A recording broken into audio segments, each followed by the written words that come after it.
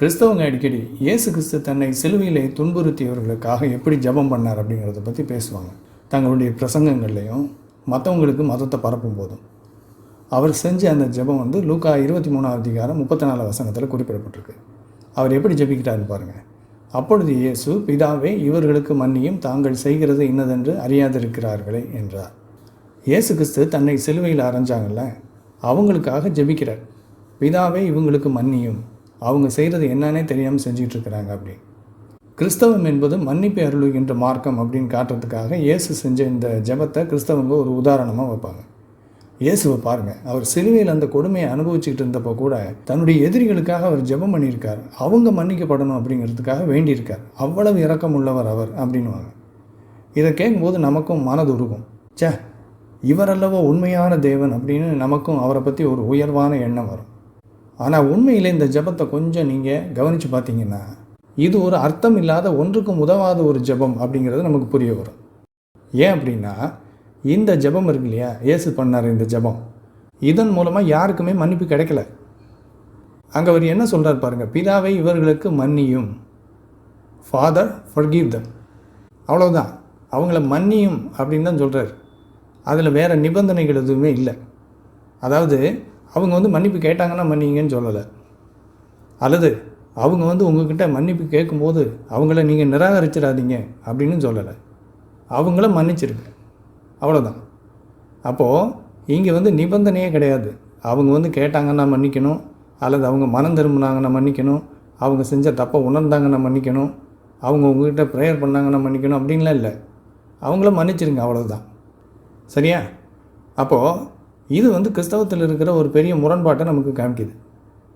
மன்னிப்பு இப்படி கிடைக்கும் அப்படின்னா அப்புறம் அதுக்கு கிறிஸ்தவங்க இயேசு கிறிஸ்துவை நீங்கள் கடவுள் என்று ஏற்றுக்கொள்ளுங்கள், இரட்சகர் என்று ஏற்றுக்கொள்ளுங்கள், அவரிடத்திலே நீங்கள் வேண்டுங்கள், நீங்கள் மனம் திரும்புங்கள் அப்படின்லாம் சொல்கிறாங்க. கிறிஸ்தவத்தினுடைய அடிப்படை போதனையே என்ன? இயேசுவை ஒருத்தர் கடவுளாகவும் இரட்சகராகவும் ஏற்றுக்கணும், தங்கள் செய்த பாவங்களை குறித்து வருந்தணும், அவர்கிட்ட மன்னிப்பு கேட்கணும். அப்போ தான் ரட்சிப்பு கிடைக்கும், அப்போ தான் பாவம் மன்னிப்பு கிடைக்கும், அப்போ தான் பரலோகம் போக முடியும், அப்போ தான் நரகத்திலேருந்து தப்பிக்க முடியும் அப்படின்னு சொல்லி போதிக்கிறாங்க. மனம் திரும்பணும், மன்னிப்பு கேட்கணும், இது எல்லாமே அவசியம். இயேசுவை கடவுளாக ஏற்றுக்கணும், அப்போ தான் பரலோகத்துக்கு போக முடியும் அப்படின்னு சொல்லி இவங்க தானே போதிக்கிறாங்க. ஆனால் இங்கே இயேசு கிறிஸ்து ஜெபிக்கும்போது அவர் என்ன சொல்கிறார்? பிதாவே அவர்களை மன்னியும், அவ்வளோதான். அவங்க மனம் திரும்பணும், அவங்க செஞ்ச தப்பை உணரணும் அப்படின்லாம் எதுவுமே சொல்லலை. உங்ககிட்ட அவங்க கேட்டால் கொடுங்க மன்னிப்பு அப்படின்னு சொல்லலை, மன்னிச்சிருங்கன்ட்டார். அப்போது இவங்களுடைய இந்த கிறிஸ்தவ மதத்தில் இப்படிப்பட்ட பெரிய ஒரு முரண்பாடு இருக்குது. ஒரு பக்கத்தில் இயேசு அவங்கள மன்னிச்சிருங்கன்றார், அவ்வளோதான், சிம்பிள். ஆட்டோமேட்டிக்காக அவங்களுக்கு ஃபர்கிவ்னஸ், அவர் பண்ண ஜெபத்தின் காரணமாக. அவர் பிதாவை நோக்கி அப்படி தானே ஜெபிக்கிறார், பிதாவே அவர்களுக்கு மன்னியும், அவ்வளோதான். அப்போ இயேசு கிறிஸ்து ஃபாதரை பார்த்து, பிதாவை பார்த்து ஒருத்தரை மன்னிங்கன்னு சொன்னார்னா என்ன அர்த்தம்?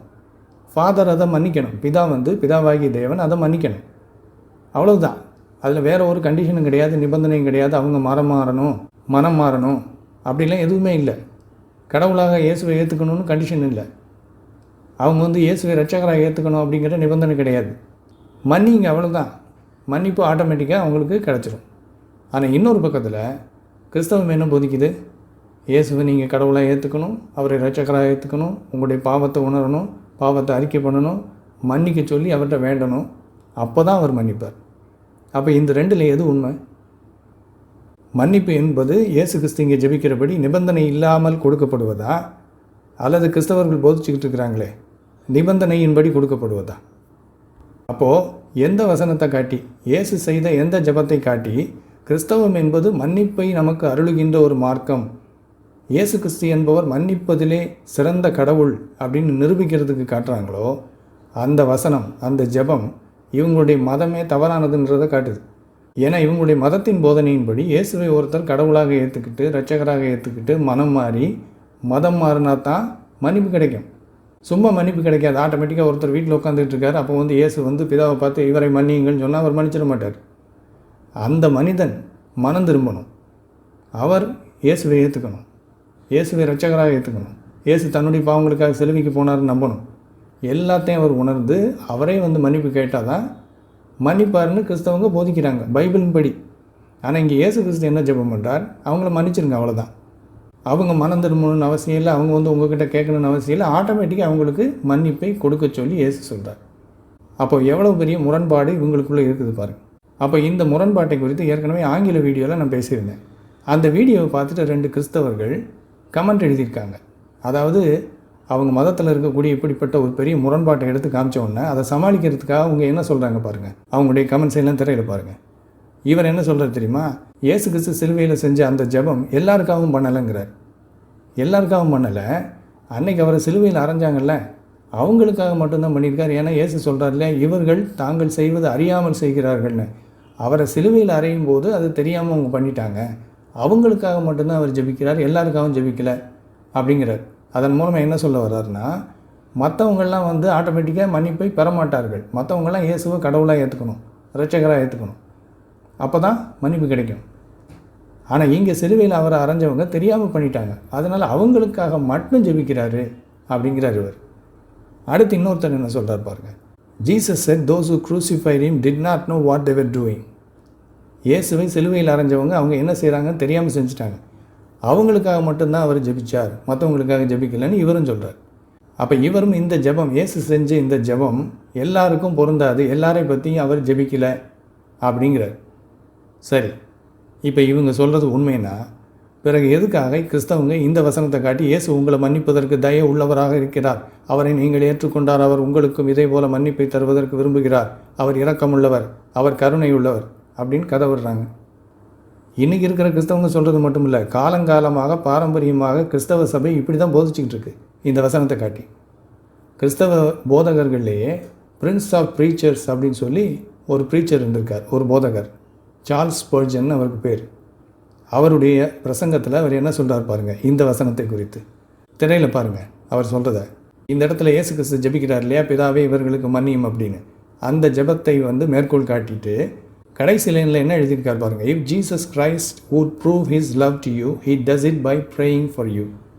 இந்த ஜெபம் உங்களுக்காக அவர் பண்ணதுன்னு சார்ல்ஸ் ஸ்பர்ஜன் சொல்கிறார். இன்னொரு கிறிஸ்தவ போதகர் அவருடைய பிரசங்கத்தில் என்ன சொல்கிறார் பாருங்கள் இந்த ஜெபத்தை பற்றி. பாவிகள் எல்லாரும் மன்னிக்கப்பட வேண்டும் அப்படின்னு இயேசு இங்கே ஜெபிக்கிறதாக சொல்கிறார் இவர். அப்போது கிறிஸ்தவ போதகர்கள் எல்லாருமே இந்த ஜெபத்தை காட்டி பாவிகள் எல்லோரும் மன்னிக்கப்படணும்னு இயேசு இங்கே ஜெபிக்கிறதாகத்தான் சொல்கிறாங்க. பாரம்பரியமாக அப்படி தான் போதிச்சுக்கிட்டு இருக்காங்க. இயேசு செஞ்ச இந்த ஜெபத்தை காட்டி கிறிஸ்தவங்க காலங்காலமாக மத பிரச்சாரம் பண்ணி மற்றவங்கள மதம் மாற்றுறதுக்கு முயற்சி பண்ணிக்கிட்டு இருக்கிறாங்க. அதாவது இயேசு உங்கள் மேலே இருக்கிற அன்பை எப்படி காட்டியிருக்கிறார் பாருங்கள். தன்னுடைய உடம்புல அவ்வளவு காயங்களை சுமந்துக்கிட்டு வேதனை அனுபவிச்சுக்கிட்டு ரத்தம் வடிஞ்சிக்கிட்டு இருந்த அந்த நேரத்துலையும் கூட பாவிகளுக்காக, நமக்காக, உங்களுக்காக ஜெபிச்சிருக்காரு அப்படின்னு சொல்லிகிட்டு இருக்கிறாங்க. ஆனால் அந்த ஜெபத்தில் இப்படி ஒரு முரண்பாடு இருக்குது அப்படிங்கிறத நம்ம காட்டினோன்னே, இல்லை அந்த ஜெபத்தை அவர் எல்லாருக்காகவும் பண்ணல, அன்றைக்கி அவர் சிலுவையில் அரைஞ்சாங்கல்ல அவங்க தெரியாமல் அப்படி பண்ணதுனால அவங்களுக்காக மட்டும் பண்ணார் அப்படின்னு சொல்லி கதையை மாற்றுறாங்க. இந்த ஜெபம் அன்னைக்கு அவரை அடித்த அந்த போர்ச்சேவர்களுக்காக மட்டும்தான். ஏன்னா அவங்க அவரை தெரியாமல் அடிச்சிருக்காங்க, தெரியாமல் கொண்டிருக்காங்க, அவங்களுக்காக மட்டும்தான் இந்த ஜெபத்தை பண்ணுறார் அப்படின்னு சொன்னால், அப்புறம் இந்த ஜெபத்தை காட்டி இயேசு உங்களை மன்னிக்கிறதுக்கு விரும்புகிறார், உங்கள் மேலே வச்சுருக்கிற அன்பை சிலுவையில் அவர் செய்து இந்த ஜெபத்தில் காட்டுறார் அப்படின்னு ஏன் போய் பிரச்சாரம் பண்ணுறாங்க? அப்போ இவங்களுடைய மொத்த மதமே இப்படி தவறான முரண்பாடான நம்பிக்கைகளை கொண்டு உருவாக்கப்பட்டிருக்கு.